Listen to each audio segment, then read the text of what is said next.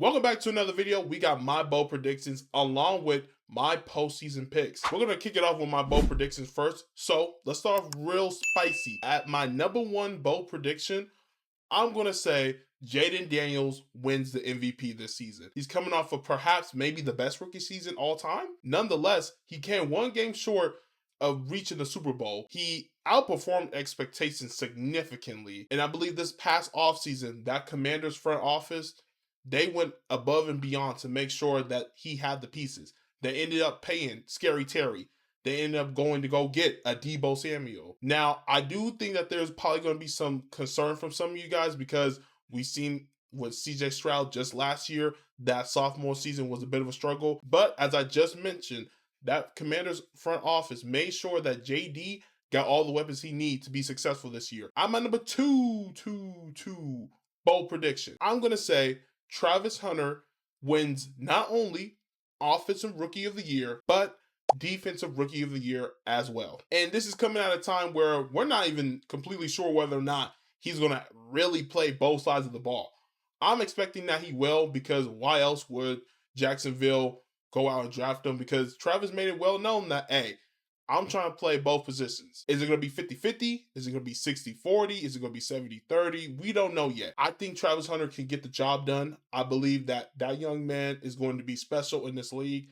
And the only concern I would say I have is really the Defensive Rookie of the Year, because you have Abdul Carter. I think he can definitely win that award. I believe he's going to be a special player as well. The only knock on him in terms of winning that award is that the Giants have a tough-ass schedule. Is that going to affect their defensive numbers? And technically, the same could be said about Travis Hunter, because he's going to be on the Jacksonville defense that I don't expect to be much better either. I think they'll be slightly better than what they were last year, especially in the secondary. That being said, they can definitely use his talents as a corner, whether it be on the island by himself or in the nickel. I think they can find some type of way to incorporate him into the defense.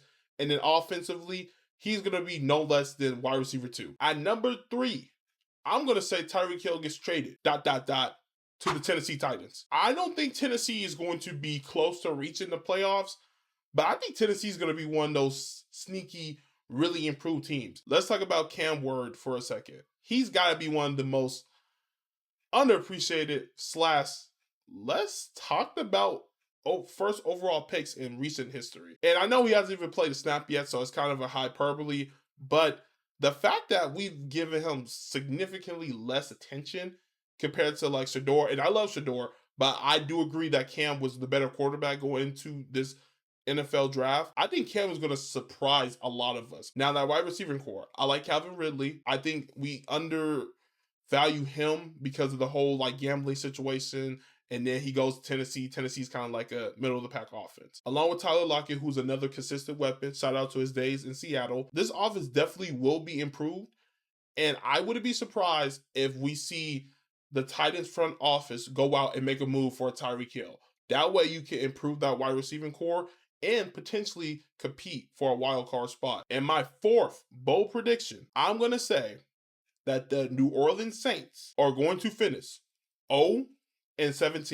Let me say that a little bit louder. 0-17. This is a team where I don't have confidence in them. And that's because the quarterback spot is incredibly lackluster. You got Spencer Rattler, who's going to be your week 1 starter.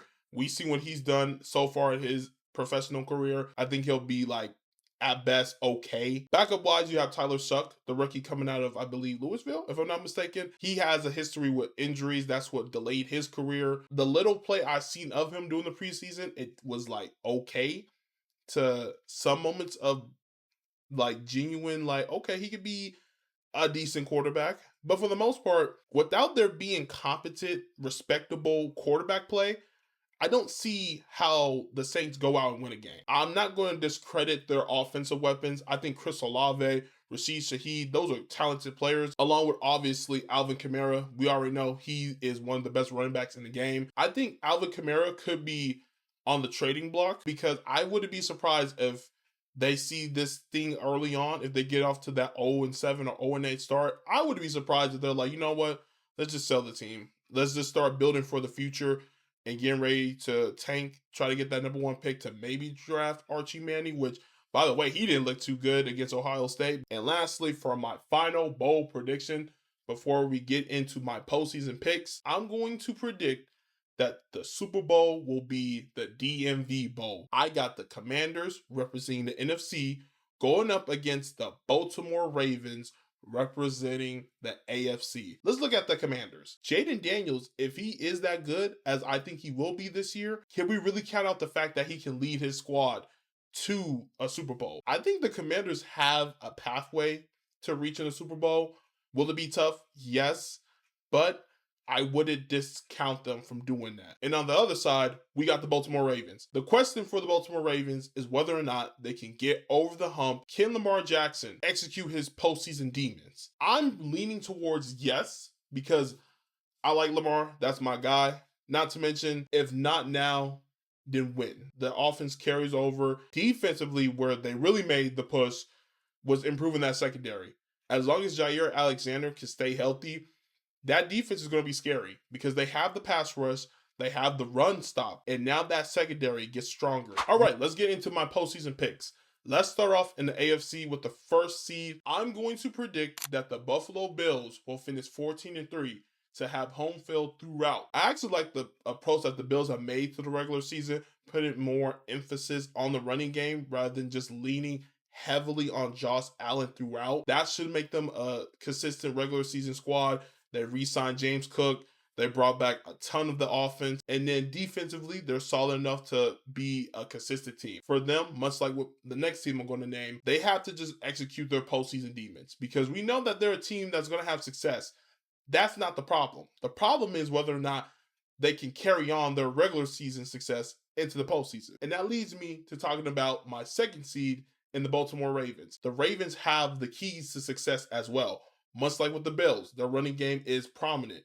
Derrick Henry is a dog. He's going to go down in history as one of the best to ever do it at the position. On top of that, Lamar Jackson, we know how dynamic he could be not only as a runner, but as a passer. I wonder whether or not they can tweak their offense to where they can continue to be run heavy, but get some more out of that passing game.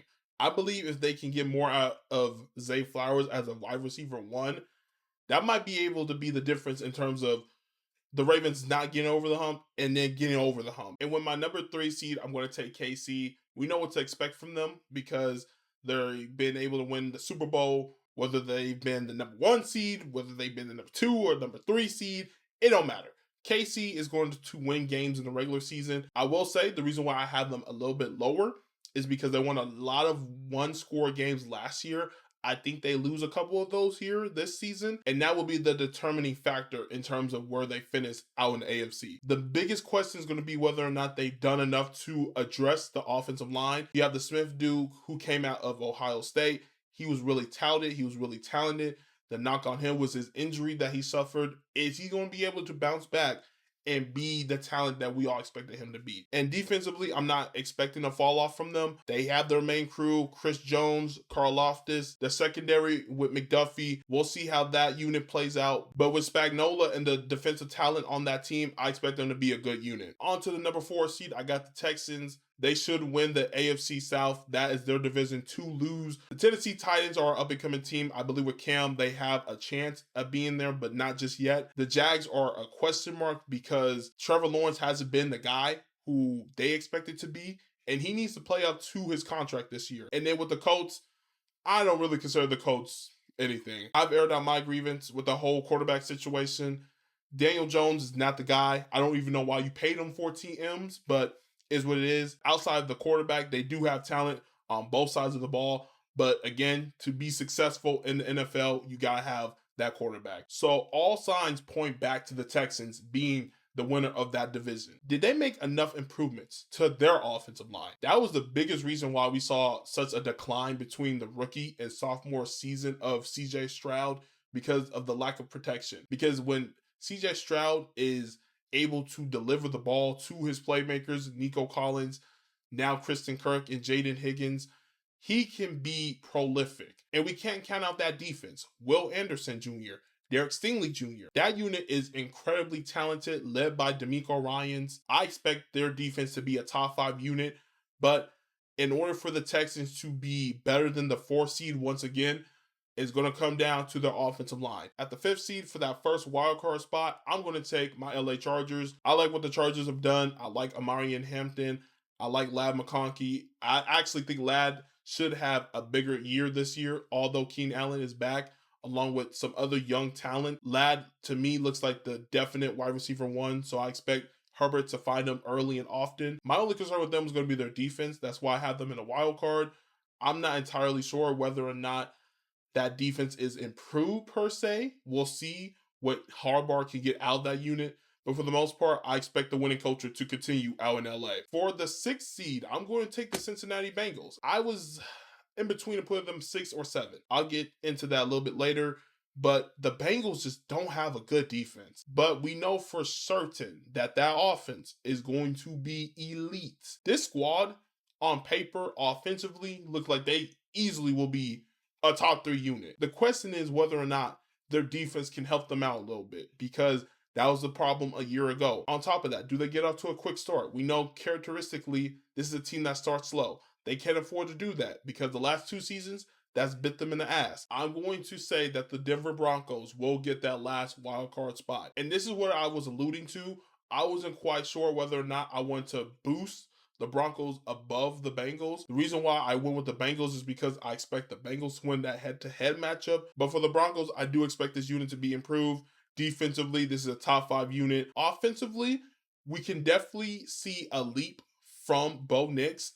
The biggest question is whether or not they have the wide receiver talent. Courtland Sutton is a good wide receiver, but he's not the wide receiver 1 on a Super Bowl contending team. That's where they could potentially go out and trade for a Tyreek Hill. So don't expect the Broncos to be a one-season wonder. I expect them to once again make the postseason. Now, for the NFC side of the bracket, let's start off at the bottom. Let's start off with the 7th seed. I'm going to take the Minnesota Vikings. And this was tough because initially I had the Niners. But for the Niners, there's some questions at the wide receiver depth, along with the defense in its entirety. They gave up a lot on that defensive side of the ball so they could sign Brock Purdy. Brandon Ayuk is going to probably miss the first likely half of the season, if not more, due to that knee injury from a year ago. Juwan Jennings is dealing with a hamstring. Ricky Pearsall, I think for the most part, is probably the most healthy receiver. C-Mac, we know when healthy is going to be productive, along with George Kittle, who is arguably the top tight end in the game right now. As for Brock Purdy, I'm not really the biggest Brock Purdy fan. I think that he didn't deserve that much money. I get why he gets that much money, because you got to overpay your quarterback, but I don't think he's, for lack of better words, a game changer. I don't think you win because of him, along with, I don't think he improves the talent around him. He's a great leader. Let's not confuse being a great leader with being an elevator of talent around you, though. Although I picked the Minnesota Vikings, who, yes, have the biggest question mark. I like the team around J.J. McCartney. I like Justin Jefferson. There's a reason why he's one of the best receivers in the game. Jordan Addison is going to miss some time, but he'll be back. Adam Thielen returns home. We know Adam Thielen is a bona fide stud. TJ Hawkinson had a full training camp, and he's going to be able to really bounce back after that knee injury from 2 seasons ago. We know Aaron Jones is a capable running back. The offensive playmakers definitely will help J.J. McCartney, but most importantly, the front office. They made sure they improved that offensive line. And that was the biggest weakness a year ago. The offensive line, on paper at least, looks like it's going to be significantly improved, which is going to be important, especially playing in the NFC North, where you got to deal with now Micah Parsons, along with a returning Aiden Hutchinson. Defensively, that's where I really tip my cap to the Vikings. So expect the Vikings to be in the postseason. It's going to be close, but at the beginning of the season, I'm going to lean towards the Minnesota Vikings. At my number 6 seed, I'm going to take the Green Bay Packers. With the Packers, they should be good. Only reason why I'm going to say that they're going to be 6 is because, again, the NFC North is a stacked division. The Packers getting Micah Parsons is going to be impactful for that defense, because what a lot of people don't realize is that the Packers was actually a quietly good defense last year. Getting Micah Parsons, I believe, puts them over the top there. Now it's going to be on Jordan Love. He has to prove that he can be the franchise quarterback. We've seen glimpses of it both last year and the year before. Can this be the year where he puts it all together?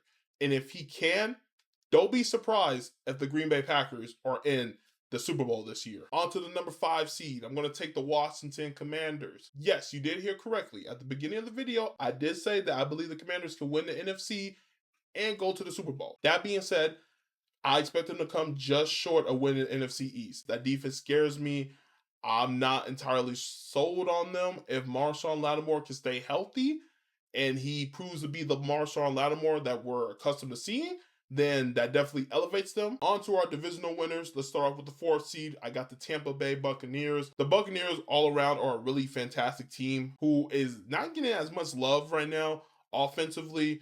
We know Mike Evans is a dog. We know what to expect from him. Chris Godwin probably is going to miss the first 4 weeks of the season. So Ibuka, which by the way, for all my fantasy football players, we finna eat good. On top of that, Bucky Irving, he's a ascending running back going into his sophomore season. Baker Mayfield doesn't get enough credit as one of the better quarterbacks in the league.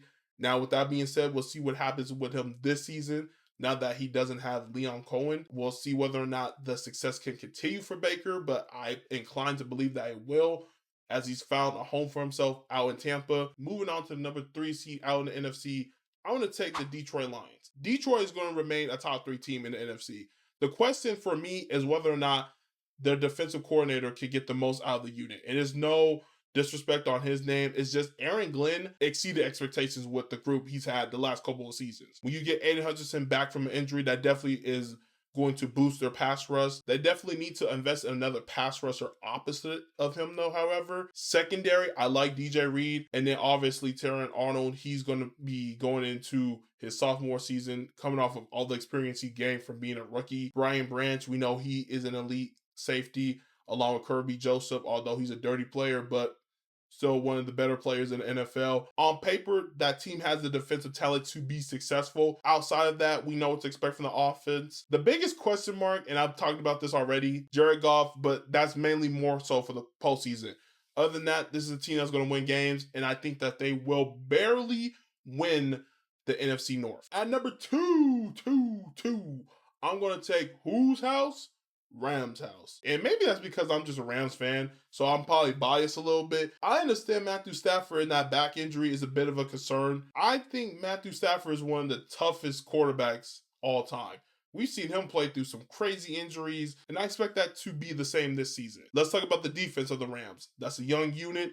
They definitely improved when it came to the latter portion of the season, going into the postseason as well. I believe with that level of confidence, we will see a more consistent unit. I also would be surprised if this is a unit where you can't get yards on them, kind of similar to the KC defenses of the past. The key part is that they will make key plays and gotta have it moments. And my number 1 seed with home field advantage throughout on the NFC side of the bracket, EAGLES Eagles. I'm going with the Philadelphia Eagles because they have the best roster in the game right now. And I know there's a knock on Jalen Hurts right now because people don't want to consider him realistically a top 10 quarterback. In my eyes, he's really a top 5. And the reason why I don't think some of you guys like Jalen Hurts is because his game style isn't sexy enough for you guys. It's not like a Patrick Mahomes or a Josh Allen or Joe Shiesty or Lamar Jackson. Jalen Hurts is different.